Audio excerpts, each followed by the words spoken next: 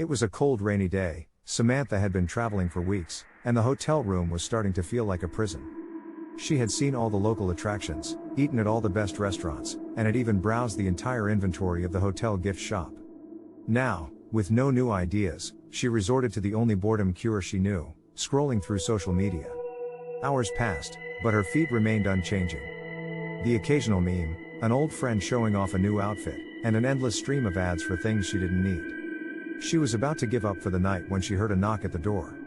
"Room service," came the monotone voice from the other side.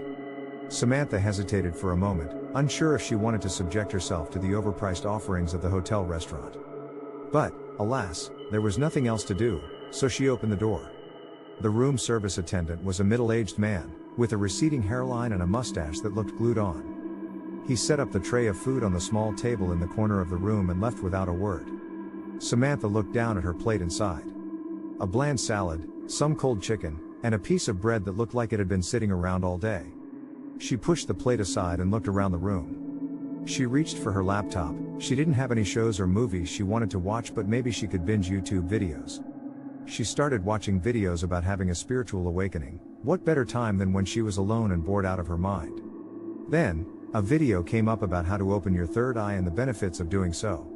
The video explained that by watching a full third eye meditation video and believing that it would work, it would surely open her third eye. This would give her the ability to possibly see beings that could not be seen with regular eyes, heightened awareness, increased sensitivity to light and different sounds, and clear vivid dreams. She glanced at the comments of the video to see what people experienced, and it was all positive. People said it was peaceful and left them more aware of everything. Samantha wasn't sure if she really believed it would work, but she wanted it so badly. It seemed like it made life far more interesting. She figured she would give it a try and hope for the best.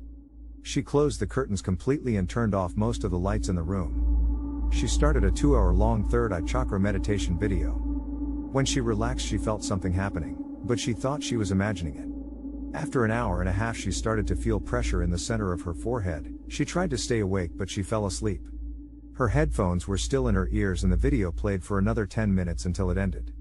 Samantha woke up a few hours later and realized she fell asleep. She was disappointed she wasted that time and thought it wouldn't work. She put her things away, got comfortable in bed and went back to sleep. She dreamt she was back at work. Everything was normal, but she knew she was dreaming.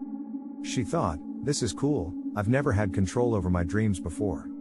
She walked right up to her boss's office and knocked. She was about to tell him what she really thought of him. When the door cracked open, she walked in.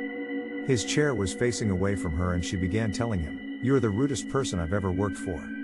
His chair turned slowly and she jumped. It was not her boss.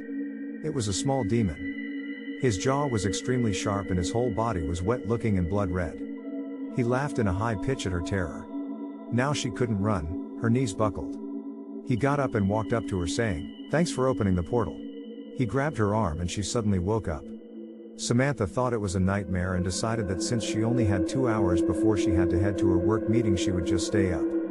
She was exhausted though, so she got dressed and headed for the breakfast area in her little hotel.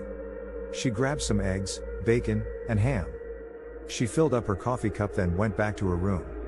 She was thinking about her dream and started to laugh, thinking she did think her boss was demonic or something. He was always miserable. Time at the meeting flew by, and it was time to go back to the hotel. She got some takeout and went to her room.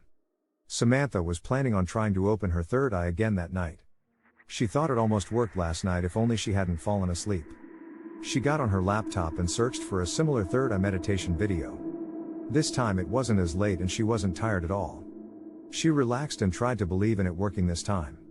After 2 hours the video finished, and while she felt calm and a tingle in her forehead, nothing else happened. Now Samantha didn't believe in it. She brushed it off, and watched other videos until she was tired. Next thing she knew, she was flying in her dream. Again she was lucid and aware she was dreaming. She wanted to try to fly as far as she could, but something slammed into her. It was the same demon from her other dream. It couldn't be a coincidence. She immediately tried to land and fell down. The demon smiled and landed next to her. He said, "You don't even know what you've done."